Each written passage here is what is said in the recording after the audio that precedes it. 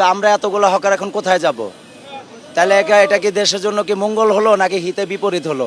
ফারাঙ্গের থেকে যতটি হকার আমরা আছি পুরানা দোকানদার, তাহলে তাদেরকে একটা নিয়ে সরকার একটা আলোচনা নিয়ে বসুক। আমার এখানে দোকান আছে, কসমেটিকের দোকান, আর আমরা তো বিগত অনেক বছর যাবৎ ফুটপাতে দোকান করে আসতেছি।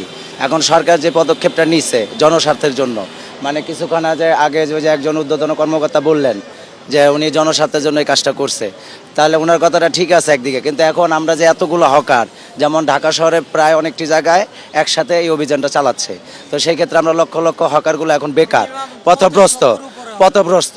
তা আমাদের একটা ইনকাম আছে, ইনকাম সোর্সের ব্যবস্থা করে তো দিতে হবে, যেহেতু এটার উপরে আমাদের রুটি রোজগার, অনেকে কিস্তি চালায়, অনেকে ঋণ আছে, এটার উপরে দিয়ে মনে করেন সন্তানের পড়াশোনা, অনেকের সন্তানেরা ভার্সিটিতেও পড়তেছে।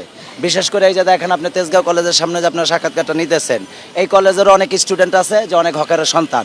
তো এই যে তাদের যে একটা খরচ, এই খরচগুলা বা এই যে এখন হকারদের যে রুটি রোজগারের ব্যবস্থা, এটা তো অবশ্যই সরকার বহন করতে হবে না, বা এটার একটা বিশেষ পদক্ষেপ নিয়ে না তারা এই অভিযানটা করবে। এখন তারা হঠাৎ করে একটা অভিযান দিল, তো আমরা এতগুলো হকার এখন কোথায় যাব?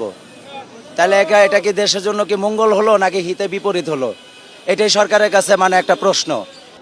সরকারের যে অভিযানটা চালাইছে এটি আমাদের মনে করেন 50,000-এর উপরে আমরা হকার আছি, সব জায়গায় মিলা। তো এখানে ভিতরে সব হকার মিলে যদি আমরা 50,000 হকার থাকি, আমাদের যদি উৎসব করতে হয়, আমরা দীর্ঘ পুরানা হকার। আমি একটা মহিলা ইন্দ্রপুর থেকে সব হকার আমার ভাড়ানবে বাইরে রাখবো না, ইন্দ্রপুরের ভাইগোর মধ্যে সবটির মধ্যে আমি একটা মহিলা, তাহলে এদের জন্য আমিও একটা আইসি হকারের দাবি নিয়ে। তাহলে আজকে যদি সরকার এই পদ্ধতি নিতেই চায়, তাহলে আমাদের যে ইন্দ্রপুর থেকে এবং কি ফারাঙ্গের থেকে যতটি হকার আমরা আছি পুরানা দোকানদার, তাহলে তাদেরকে একটা নিয়ে সরকার একটা আলোচনা নিয়ে বসুক, একটা পুনর্বাসন দিয়া তারপরে আমাদের জন্য একটা ব্যবস্থা করে। কিন্তু আমরাও কিন্তু সরকারেরও ভালোবাসি, সরকারে কিভাবে ভালো থাকবে, কিভাবে দেশটা সুন্দর করবে এটাও আমরা চাই।